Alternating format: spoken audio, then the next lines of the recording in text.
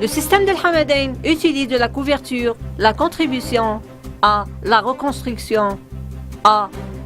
la réalisation de son programme suspecte qu'il cible de nombreux pays, tandis que le régime qatari travaille actuellement à prendre en charge la reconstruction de l'Irak afin de sauver les forces de garde révolutionnaires après avoir été mis par l'administration américaine sur la liste des organisations terroristes. Le régime qatari, par l'intermédiaire de son ambassadeur à Bagdad, Khaled Ben Ahmed Al-Sulayti,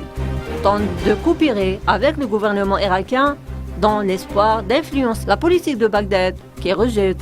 l'ingérence du régime irakien et de dissuader le gouvernement irakien de consolider les relations avec les pays arabes frères à travers la signature de plusieurs accords avec l'Arabie saoudite. Les tentatives d'Al-Hamadain de rejoindre l'Irak n'étaient pas une reconnaissance de ses erreurs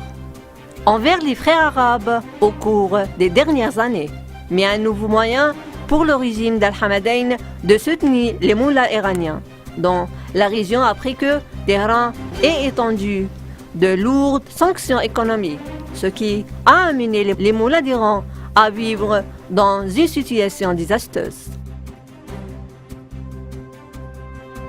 Le régime qatari, à travers ses tentatives pour sortir les mollahs iraniens de la crise économique qui frappe Téhéran et du soutien financier apporté au gouvernement d'Erdogan pour le sauver de l'effondrement, confirme qu'il est loin de son environnement arabe et coopérer avec les ennemis du monde arabe pour leur fournir de l'argent afin de renforcer leurs forces. Le régime qatari cherche à sauver ses alliés en Iran et en Turquie, tandis que ses citoyens souffrant en raison de sa politique et de ses erreurs catastrophiques.